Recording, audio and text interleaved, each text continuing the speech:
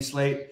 I can't seem to get a win lately. I haven't had a really profitable night in like eight slates. But Sheets comes through again with another win. Sheets, way to go, man! Let's tell us about the tournament you won last night.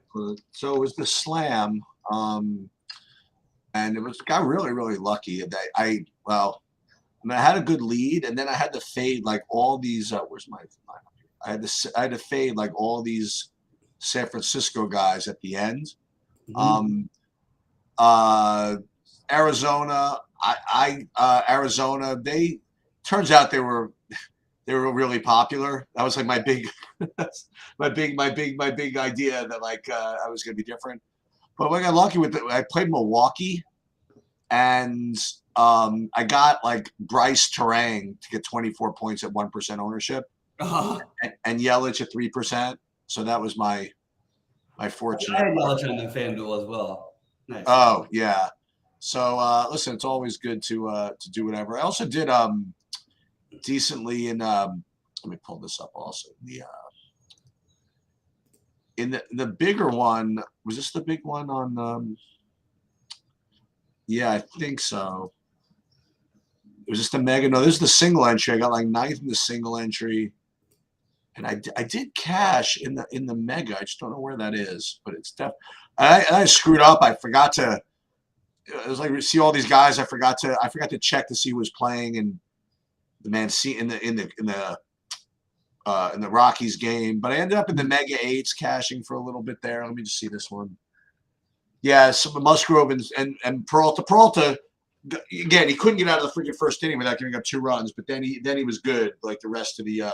He was exceptional the rest of the night. Yeah, the rest of the day. Yeah. And Arizona, they let a couple of the guys go off somewhat low owned, I suppose. Yeah, so overall good. And we'll get right back after it today. Yeah, let's do it. Let's get after it. I'm happy for you. Nice to see another win. That's two of the 10K wins. Now Sheets, as we say, you have to just jump up to the 100K for this one. Yeah. So the other thing I wanted to mention to everybody is I mentioned to you. I also wanted to mention it, I guess, to the community. I had a conversation with Goldie today, just about like different things, and I kind of beefed up kind of the projections a little bit for him. I gave Max a couple of more sources. So for those of you that follow Goldie's projections, they're a much more pure aggregate of the entire industry. So I gave him access to a couple of more sources, and as long as they kind of check out, he's hopefully going to be adding those, and talked about some other technical issues that hopefully will make everything go more smoothly with everything else. So I haven't caught up with him. And again, for those of you that haven't watched them, I mean, he does some really, really good, really in-depth breakdowns of the games. And again, it's different than the way we do it. And I really didn't think that people would be as interested in the big drill downs, but everybody loves it. So if you guys really want to get involved and into the weeds with some of the stats, some of the games, Goldie's videos are really, really good. So yeah.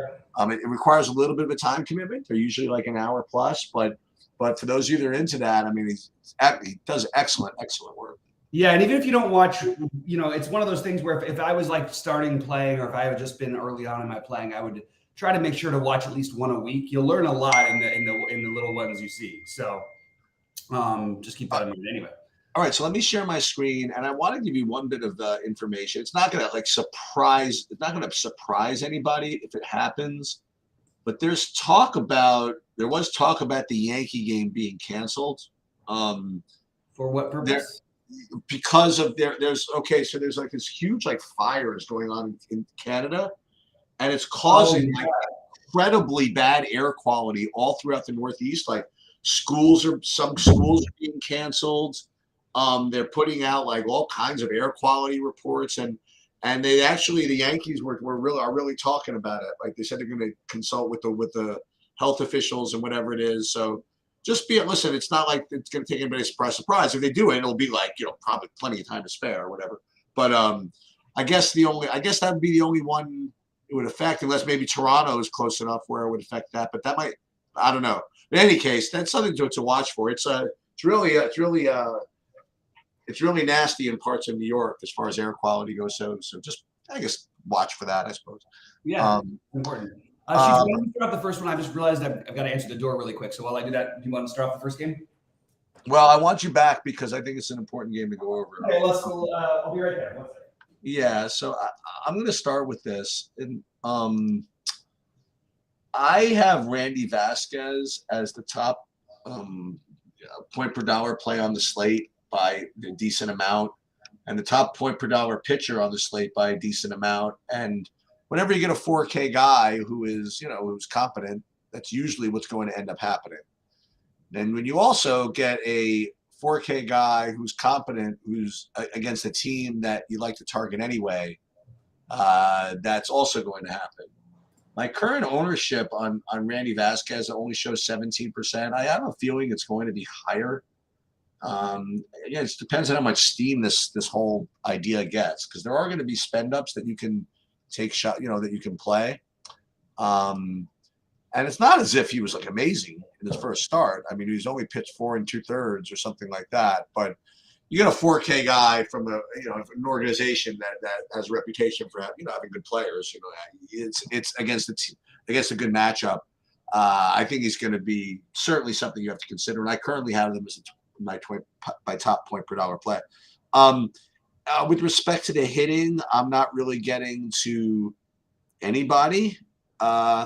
Well, let me just, I forgot, sorry about that. So on the other side, Lance Lynn, I have him as one of also the top options on the slate. I have him kind of tied with another guy for kind of my SP1-2 or something like that. But overall on the slate, I think there's a lot of different pitching options. So curious to get your opinion on this, specifically on Vasquez and Lynn. I'm not getting too much of the hitting though. Yeah, I understand both of them. I think that they're both very, very reasonable plays. I'm a little surprised that Lance Lynn is projecting quite as well as he is. He's been a little better. He's been better of late, except for his last start. Obviously, a guy with certainly a wide range of outcomes lately. I think they're both fine. I think Vasquez is a guy I'll probably end up using. And it's just very interesting how these slates work. Like you had Giolito, and I think he was like 0.5% owned or something. I swear yesterday, and you have a no hitter in the 7th, and you have Lynn the same price, same matchup, and he's going to be really popular. I don't know. I know it's a different slate, but I actually think the pitching today is maybe even, I don't know. I don't think it's that much worse than yesterday. Other than yesterday, nobody stood out to me because of the matchups were so tough. Although Gausman still was pretty great. Anyway, all this to say that I have somewhat interest in both pitchers, and I am not getting to the hitting as of right now either. Do you want to start? Let's say you want to start off with Arizona, Washington. Yeah, sure. So, Patrick Corbin's pitching, so I presume Arizona is going to be in play. I don't know why I'm not seeing it as a top option on DraftKings, at least for openers. Let me just take another look. Yeah, I mean, I don't know. Actually, that's not true. I do have them rated pretty high. So I have them kind of like in like a glut of 1, 2, 3, 4. Oh, I know what I did. All right. So there are 2 teams that kind of stand out, which we'll get to later. And then there's like a whole bunch of teams like beneath them.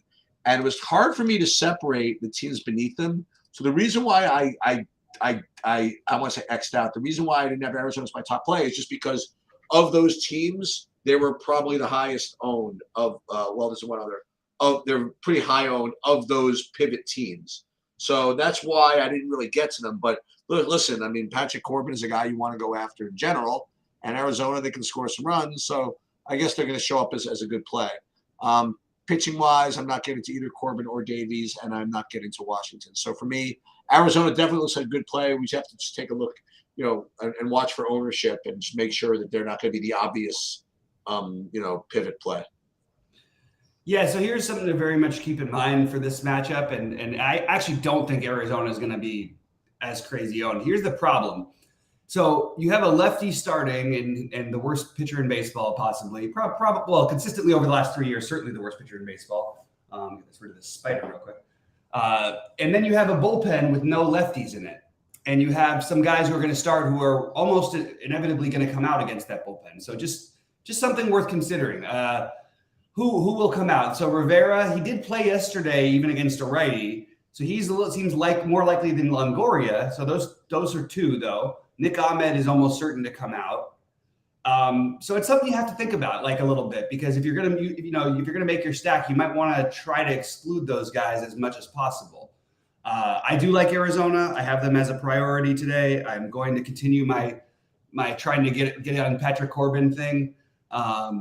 Get as many things as I can against him. And we say, he didn't get through. He hasn't been hit quite as hard. It's true enough, but the home runs are still there. He's still walking people. He's had 8 walks in his last 11 innings. I think this is a good spot to go right back to Arizona, especially if they stay owned where they are. And I have no problem if you want to use bats from the other side either. I just can't find out what those, like Corey Dickerson is someone that you might use. Would Arizona bring in a lefty later in the game and get rid of Dickerson? Possibly. And that's the problem. I mean, Arizona had the young guy, Stone Garrett, hit a grand slam in the first inning last night, and then they pull him like right afterwards. What's the guy got to do, right? And in our worst team, and he's the young guy. I don't really understand it. So, but I would say that Dickerson as a value saver makes some sense. Keeper Ruiz makes some sense on the other side. So I'm okay with both sides, but I'm definitely going to be higher on Arizona. I do think this is a good spot to attack. And I want to just revisit one thing. I do think that I might look at some Yankee stacks today against Lynn because of the streakiness. I didn't mention that before, but I actually think I'm going to revisit that thought because you're going to have some more chalkier spots coming up pretty soon. Anyway. All right. So Houston, Toronto. I don't have my notes, but here we go. All right. So I'll start this one off. All right. So Houston, Toronto. It's another one of those situations where Bassett's a good pitcher, and I have to do more digging into this Blanco character. I don't know as much about him as I usually would about these young guys. And I just need to dig a little bit deeper. But as of right now, give me just anybody who's not famous against the Blue Jays, and I'm always open to the Blue Jays. So I have interest in the Blue Jays. I don't think I'm going to get to Bassett today, but I think it's a very creative tournament play if you do want to get to Vasquez. To Bassett. But nobody's going to play Toronto today, and I have to again. I know a little bit about the Blanco. I've heard his name, about being a top guy or a high level guy. But I'm still just completely happy stacking Toronto here at home. Yeah, I'll play both sides actually. I'm not getting to Bassett either. Well, I shouldn't say that. You think Bassett might be an okay tournament player, or whatever. Yeah, I kind of like both sides of this. I think it's a good park, and I definitely think. Listen, I think Toronto is probably going to end up being owned. I imagine they don't look that way now. I don't think so. Yeah, that's what I'm saying though. So I have them currently rated really, really high when you factor in ownership and stuff like that. I would actually say they're way below the top teams, so they're going to have to give me a big ownership discount. If the numbers I'm looking at now are indicative, then yeah, I guess maybe you're right. Maybe they are being owned way too low. So yeah, I like them, and I actually do like a little bit of Houston here. Bassett's obviously a much better pitcher than I imagine than Blanco. I mean, at least at this point. But I don't know. I still like the Houston bats in general. He's been one of the best DFS pitchers in baseball over the last. No, I know. I mean, even like as far as like a pitcher goes, you can't. He's good. You know what I mean? He's better than Blanco for now. So, but I still like to take the Houston bats in good parks. That means at home, and in Toronto is a good park too. So, I actually do have Houston as viable here at even probably lower ownership than Toronto. Yeah, and so zero interest in Houston for me, but I do want to say that. So just looking at Blanco's stats and everything, this feels more like a bullpenny game, okay. unless he's cruising, I guess. Which just makes it a little bit less tempting for Toronto, but I still like Toronto. Probably worth noting, pretty odd that Vlad is still yet to hit a home run in Toronto. And we talk about the fences coming in. He's got 4 home runs in Toronto. But I don't care about that. I think that this is a good spot for them. It's not even. It's even worse than that because when I was watching kind of like an MLB preview this year, and there was somebody who did in-depth analysis on what they were doing in Toronto, and they even went so far as to say that according to their analytics, they specifically moved the right center field fence in to accommodate the right center field fly balls that Vlad was prone to hit. So essentially, the claim before the season was they were specifically rigging the park for Vlad Guerrero specifically. And yet he hasn't hit a home run there. It's pretty funny. That is pretty funny. That's definitely really weird. All right. So what do you have next? Is it Boston, Cleveland? Yeah. I guess I can start with this. I don't know. I think Tanner Beebe's in play. It's not the sexiest play in the world, but I don't know. Last game you wouldn't like. The game before, absolutely. The game before that you wouldn't like. The game before that, absolutely. He's not. He has 9 strikeouts on the board, 7 strikeouts on the board, 8,500. I doubt people are going to play him. So I have a couple of guys here that I'm kind of interested in, but kind of off the beaten path, I think. And I do like BB as one of them, and I'm not getting to any of the hitting here. Yeah. All right. Well, so I have mild interest in BB. I think it's fine. It's not my it's fine. It's really good pitching conditions. 67 degrees with 14 mile an hour winds now blowing in from left center. So I'm totally good with the BB play. I just am not excited about it, and there's no way I'm playing any hitting from this game, and that's it. The spiders are jumping everywhere. What's going on today with my house? It's like an infestation. All right, Cheats. We start off the next one. This is driving me nuts. Ugh. Okay. Sorry, Cheats.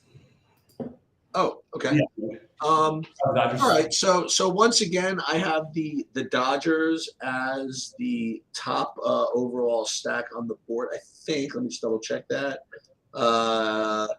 Actually, I have them tied with San Francisco. And I do have them owned pretty much the same. So yeah, I do have the Dodgers as a top stack on the board. Good park, good hitters, good everything. Now on the other side of this, I guess it's because of pricing. I'm getting to Cincinnati on FanDuel. I'm not getting to them almost at all on DraftKings, but for whatever reason, I'm getting them as like one of the top 4 values on FanDuel. I guess just the pricing is that way. So I'll just kind of throw that in there. So for me, Dodgers, one of the top 2 teams, also one of the top 2 owned teams, and Cincinnati on FanDuel. Yeah, so this is partly why I was frustrated yesterday. So even Gonsolin, I decided that my lineup was too chalky, so I had to get weird at pitcher, and I had all those guys in that 7K range. And I really thought, why can't Gonsolin be better than those guys? He just had a terrible first inning, and then he looked pretty bad, actually. But looked like at least he was in line for the win. Probably would have led to a lot of differences in my cash lines because I just missed cashing in the lineups with him. But the Dodgers just absolutely blew, and I was watching with my family. I haven't watched that much of a baseball game, forever, and they blew an 8-3 lead, and they walked 5 guys in the 9th inning, including hit HBP to tie the game after it being. It was really ridiculous. Wow. The Dodgers, I think that they're going to be so popular today. This is going to be a little different, and I don't feel quite as adamant as I did yesterday. I definitely am going to have Dodgers in my mix, but it's really hard to make a 5-man stack and be successful with them unless you're going to get really different somewhere else. I do like the Cincinnati side a lot. I think Syndergaard looks awful. Pretty much any Dodger fan will say that they don't want him pitching anymore for us, and it's too bad because he seems like a good guy, but he definitely has lost it, and I would like to take that opportunity to play Cincinnati, and obviously De La Cruz is probably going to end up. I don't know why. By the way, him only being owned what he was owned yesterday, 25% or 22%. I was kind of shocked because I actually think that it's just too ridiculous. You could look at this guy and take 2 at bats, and you could tell he's going to be a star. Anyway, I do like Cincinnati. I think they'll have some ownership. De La Cruz is going to be popular, obviously, but maybe not even as much as he should be. And I can certainly talk myself into to stack for a lineup that's looking a little bit better than it did at the beginning of the season. So De La Cruz, India, Fraley, Steer, McLean, all those guys I have some interest in. So maybe they make more sense on FanDuel. I think that that's probably true. But yeah, you definitely have interest in both sides of the bats in this game. And for what it's worth, the weather there, 76 degrees with wind blowing out, and that's only 6 miles an hour to right center. But it's really hard to ignore this game with the 11 total. So I think both sides of it you want to play. I just think Dilla Cruz and a different price actually, and Fraley would be my two favorite Cincinnati guys. And yeah, I see them both double digit owned. Yeah, I have. Why is Fraley like 15% owned? That's interesting. Anyway, okay. So I guess we're on the same page with the Dodgers. We're on the same page, at least on half the sites with Cincinnati, and we can move ahead. Let's move on to New York and Atlanta. This is one of the more interesting lines you'll ever see for a game with these two pitchers in it. It's got a 9.5 total. Atlanta's got a 5-run total projection against Max Scherzer. I don't know how to feel about this exactly. What you just do? You just bet the under you just bet the under there. Well, it is. I mean, the thing is that there is one team that Scherzer's always struggled with, and it's been the Braves. He's had some great outings, but mostly, I mean, they hit him better than anybody else does. And it's 85 degrees with 11-mile-an-hour winds blowing out of a great hitter's park. I'm just sort of surprised the Mets' run line isn't higher, and that the Braves are, decentish favorite in this game. I am going to play some Scherzer. The question is, are people going to play stacks or pieces, or how are they going to do it? I don't think they're going to. And these run totals with these lineups, you'd think they would be normally. But it's hard for me to talk myself into it either. So I feel like this is a very strange game, and I'm sort of struggling with. I actually think Scherzer and Morton are both in play on this slate because the pitching is just kind of weird. It's just a little weird. Everybody sort of seems like okay. And the truth is, if Scherzer's missing bats, it's not going to matter all that much if he gives up a solo home run or two. And he's been awesome. As I've recommended him the last couple times, like when he pitched in Colorado and he put up 30, when he pitched against Philly and he put up 32. I think his price is still low. He's still one of the best 3 or 4 pitchers in baseball. I don't really understand entirely why I wouldn't play him on this slate. So I'm probably going to side with taking the pitcher against the team with a 5-run total. Makes me a little nervous, but I'm going to gamble and I'm going to go for it. That's where I'm at. So you like Scherzer better than Morton? I mean, how do we rate those guys in the same sentence? Well, I mean, in fairness, I don't mean like as pitchers. I mean in this spot. I mean, you think Scherzer's in a better spot given his talent against Atlanta than Morton is against the Mets? For tournaments, for upside, for everything, yeah. All right, fair enough. I have both of them in play. Both Scherzer and Morton. I actually have a little bit of the Mets as kind of a sort of low-owned option as well. Mm-hmm. So I agree. I'm just asking. I think Morton are both, like I said, both in play. The run total for Atlanta is, listen, you have to respect it. When do you usually play a 9,700 guy when there's a 5-run total against him? I guess when it's Max Scherzer, I suppose, like you said. So Scherzer, Morton, I don't think either of them are just like guys you have to play, and but they're certainly in the mix. Like you said, it is kind of a weird pitching slate. I already figured out what I'm going to do. By the way, I really wish this slate locked in like 5 minutes, so I can put it if I want and then just be done with it. And I'm gonna tell you what that is when the slate's over, but not when the slate's over, when this video is over. So Scherzer, Morton, and for me, I'm getting to a little bit of the match just because of the ownership and all that stuff. So Scherzer, I just looked back. This will be the 3rd start he has in a row where the team has a 4.5 run total or higher against him.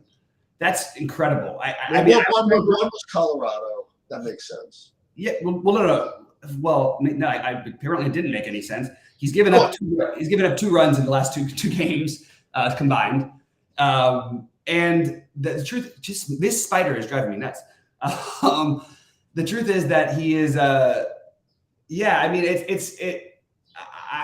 think I'm just going to end up siding with him in the long, the long-term talent. And Atlanta's not a team that you can't take pitchers against. I mean, there really aren't that many teams because there's enough strikeouts at the bottom of the order. And there's enough guys who aren't patient enough. I still think I'm gonna side with Scherzer. I'm sorry I went through so much in that one. I was really trying to decide when I looked at the slate whether or not I wanted to play him, and I think I'm going to end up playing him as the answer. it's really funny, you know, you mentioning that you have like a spider that's literally in your house or whatever, like bothering you. When you talk about the different stages of life, like you're like, what are you 35, something like that? I'm 41. 41. So you're 41 and you're like, you have like a spider you're fighting off in your house. I'm like 56 and I actually I'm seeing like literally invisible spiders like in my eye. Like I have what they call, I talked about this a little bit yesterday. I have what they call floaters, and like you get like, it's not like spots before your eyes. It's like literally I see like this like spider that's like in my field of vision that doesn't exist. And I actually went and got it all checked out yesterday. It's totally normal. It's going to go away hopefully before I get put into the institution for going like this the whole time. But yeah, so you're fighting an actual spider. I'm fighting an invisible spider. So it's a struggle out there. But you know what? It all builds character, I suppose. So let's move on to Milwaukee Baltimore. Let's do something a little easier. Okay, so we can play Corbin Burns. All right, that we can do. Projects well. Yeah, Baltimore's better this year, obviously, and all the stuff. But I guess I feel the most comfortable of the spend ups with him. So Burns will be my favorite. And then I'll probably go right back to Milwaukee as a hitting option as well. Not my top option overall, to say the least, but they'll get in the mix. So Burns, X, and Milwaukee. Yeah, I don't really have any interest in Milwaukee. They're fine, like for pieces. That's sort of how in my opinion, that's sort of how I want to play Milwaukee in general. I don't really want. I did like the lineup they put out on FanDuel yesterday because they had Urias at 2K, Toro at 2,400, and yeah. I don't know if they moved those guys. Let me just double check. I don't know if they moved them up yet. They'll move them up shortly. Yeah, they moved up a little bit. So from that standpoint on FanDuel, I could certainly see it. But I don't know if I want to go and full stacks. Also, it's different stacking 4 guys than 5 and all that stuff. Kremer's pretty good. Like I don't, he hasn't really had like a bad start where we'd want to stack against him yet. Maybe he had one in his first start of the year or second start of the year against Oakland, who, by the way, you can't fault a guy for getting hit by Oakland. Look at them. They just beat the hell out of Mitch Keller last night. Yep. I think the Eric Johnson revenge, man. Look at that. Like the Oakland just killing people. Yeah, I know. And killing people en route to a 35-win season. That's right. That's right. So Corbin Burns obviously looks on paper like he makes the most sense. If I had to pick him or Scherzer, I would probably pick Scherzer. And I think that it's just, some of it's due to ownership, and I just think that there's a better chance of him having a monster game. But I am not going to just throw, Burns is one of the guys I'm going to consider. He's one of the top 5. I'll play some of them, and I am probably going to not, maybe I'll use pieces of the hitting in this game, but I'm not looking to try and stack it. I swear there's like maybe I've got what you got. Maybe I am 56 because I'm seeing them all over the place. I don't even know what happened last. It's not even like, I guess it rained yesterday. That's why. All right. Anyway, sorry, Sheets. I Green Monster. I don't know if he's trolling when he does this, but he does this every day. He always comes in and he types in an idea, and it's always literally by far the most chalky thing you could have. So it's like San Francisco Giants at Coors today. Like it's like every day it's something like that. You know what I mean? It just cracks me up. Anyway, I think whatever works. Hey, yeah. No, I just think it's fun. However, I want to talk to you about so that's well, we're gonna get to that game in a minute, actually. Let's talk about Flair. So Flaherty and Gray first, right? Yeah. So there's a couple of ways to approach this slate. One is to play every slate, but you spend all the way up, you spend all the way down to pitching, where you go with these mid-rangers guys, and Gray and Flaherty are both sort of okay, I guess. They don't project all that well. I have a feeling no one's going to play them, though. I don't think I'm going to either, because I think I'm going to do something different. I'm just kind of staring at this price range, and I just have a feeling that no one plays them. It's weird because I normally get myself a little bit of St. Louis and Texas in general, just because I like the hitters on these teams. But I think we're in a situation here where you have 2 pitchers who are good enough to keep me off their ass. You know what I mean? And the pitchers are good enough to keep me off the hitters, but the hitters are good enough to keep me off the pitchers. Probably just root for like a 5-3 game here and just hope it doesn't smash the slate, I guess. Yeah. Is John Gray becoming like the most underrated pitcher in baseball? Like, he's been unbelievable. And I never know, not only is he never like, oh, nobody ever talks about him. Nobody ever says, I like John Gray today or anything like that. And I don't particularly like him today, but like, it's hard to ignore this guy's like basically 30, 29, 21, 30, 27 in his last four starts. And some of these are not like easy starts. Like, I don't know. I just think it's kind of interesting. I personally would be on the Texas stack side today. I like Texas. I don't know physically how I can do it because of the pricing. So I'm going to make a note that I'm going to try and play Texas on FanDuel. I think this is the kind of matchup where Flaherty can really get hurt. This is a very, very tough offense. They're really good all the way 1 through 9. They've got hitters all over the place in this lineup.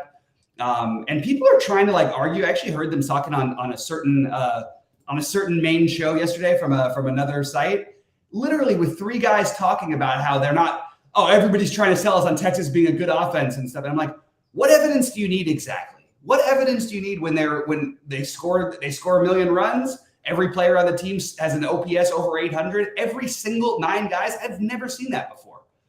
I mean, I don't know. So I feel like this is a spot where I could see getting to Flaherty. I'm not going to play him.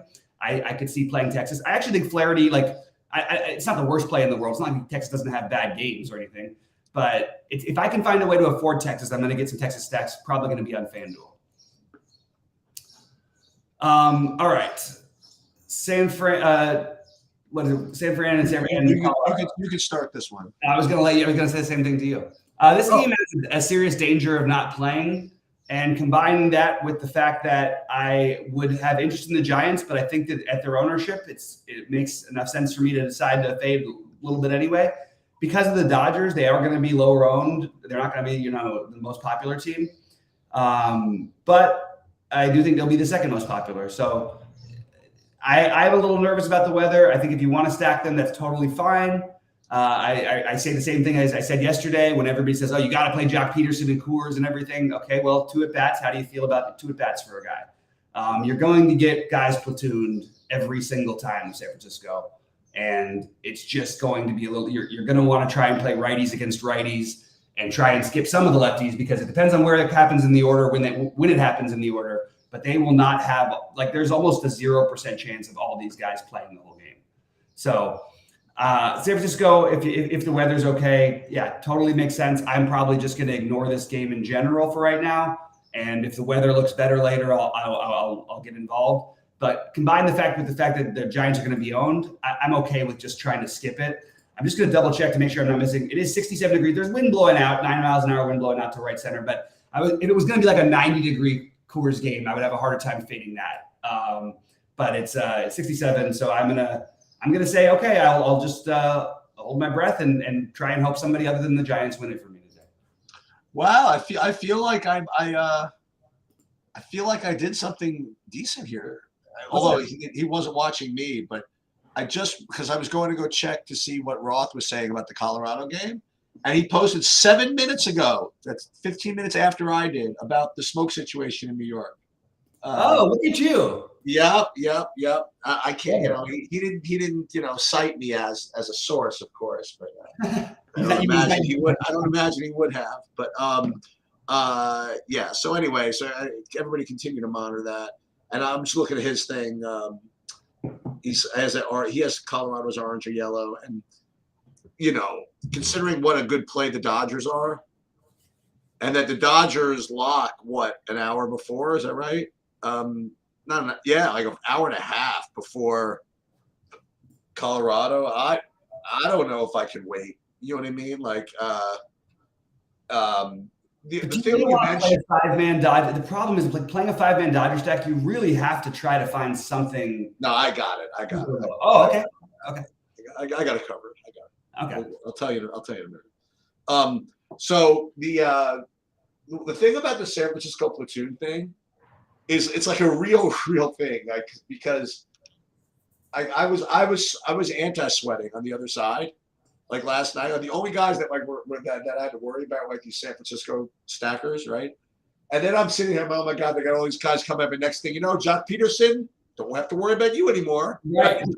And then it turns out that a couple that the guys that I actually had to worry about, they left them in at the end till the end. Like the Lamont Wade got every at bat, JD Davis got every at bat. What's the guy's name? Tiaro. He's never going to leave because he's a righty.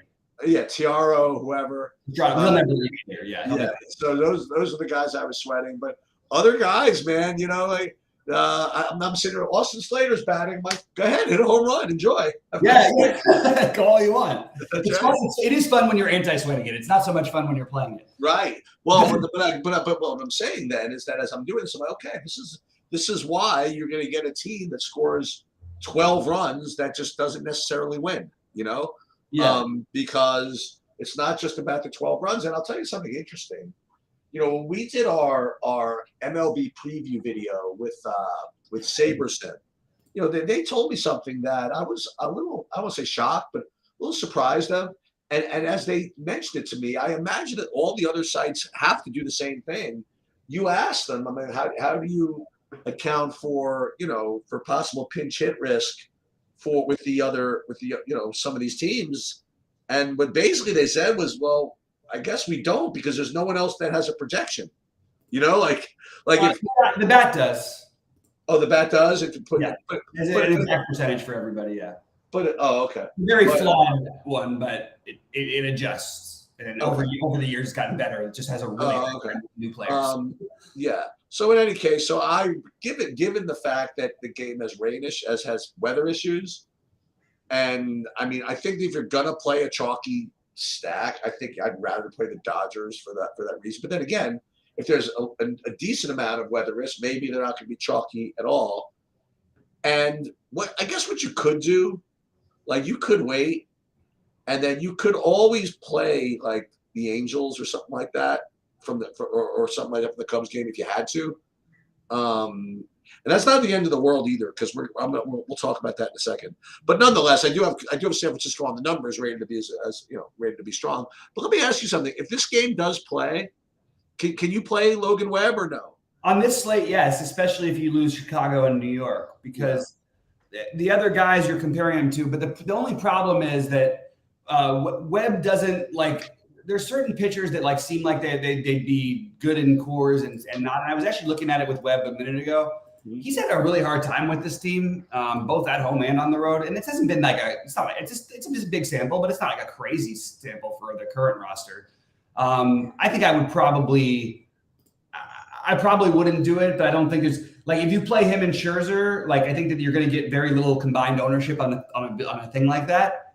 I think that's appealing, but I just think that I think I would still rather go Burns, probably even Morton, BB over him. But it is. I had that thought, Sheets. I was deciding whether I wanted to mention that too. I think I would need I would also need the weather to be like really clear. And in Colorado, they have all the pop-ups, so it's a little nerve-wracking. And you see what pop-ups do. Yesterday, we had to worry about the Braves game even playing because it started 3 hours late or 2 hours late. I forgot if that game even existed. It wasn't even like a thing as far as we knew. Like it wasn't mentioned. So weird. All right, you want to start the last one, and then I'll sort of sum up what I'm going to do? I do. Okay, so a couple of things about this game. Number one is, again, according to my leverage scores or whatever, I do have the Angels as a pretty strong play here. You know, they're certainly well below San Francisco and the Dodgers, whatever, but I have them pretty reasonable. I don't have what's his name? I'm not getting Berea at all. Mm-hmm. I am getting to a little bit of the Cubs as just kind of just something to do at 9:30 at night. I suppose that's according to that's a notification I get in my Excel spreadsheet. It says the something to do notification. But I will say what I think I'm going to do. I don't think I can help it. I think I just want to play Talion at 5,500. He projects like decently enough, and he's got like enough performances, I guess. I mean that I don't know. I mean, at no ownership, at 5,500. I kind of want to play him and Vasquez. And I have a good feeling that you're not going to get a chance to play Vasquez today. That's what I'm saying. That's the problem. Okay, but I'll know that beforehand. Yeah. I mean, that game is gonna. They'll cancel that game at 4:00. Right. They're not going to make people come out to the game and say, "Oh boy, now you're all poisoned. Now you're going home." You know what I mean? Right. But that I kind of want to pay up for Dodgers, and just overspend as much as humanly possible, and then play like Vasquez and Talion, and just hope Talion survives. Hopefully, he only gives up one home run to Trout and Ohtani, and just can kind of survive the rest of the guys. Again, doesn't project that great, but I have him like 1, 2, maybe 7th or something like that. Mm-hmm. But just to save the money to pay up, I think I'm just going to do it. That's my. And listen, I'll tell you, I promise you, if the slates popped in 5 minutes and there were no weather issues, that's probably what I would do. And probably in 6 hours, I'll probably end up doing something else. But that's kind of where I'm feeling right now. I understand the thinking behind it. Like, the problem is I hate playing, like, the weirdest part is like Vasquez versus Tyon. If Vasquez were to pitch, it's not even close. It's Vasquez. Like, Vasquez has more. That's how little of a leash Tyon has had. You know what I mean? That you're pulling guys with 78 pitches when they're pitching perfectly, and he has no strikeout upside, and he's facing not the easiest offense, and so there's no real upside. But like, who else the hell do we want to play? Look at this. Look at the actual just raw projections for pitchers on this. That's all that I'm saying. You know what I mean? Yeah, and I'm agreeing with you. Like, this is where, because at first I was like, that's a stupid idea within my head. You know what I mean? And then I'm looking at it, I'm like, well, who the hell are we supposed to play? You can't really spend down at pitching other than it's he and Vasquez. I do think Barria becomes a part of the conversation because maybe. But like, do I feel comfortable with Flaherty? I feel like the Flaherty may end up with -10 today. You know what I mean? I don't know what the hell. And then you've got Max Scherzer probably facing the largest run total against him in history. You've got Corbin Burns, who we know has a wide range of outcomes against a powerful offense.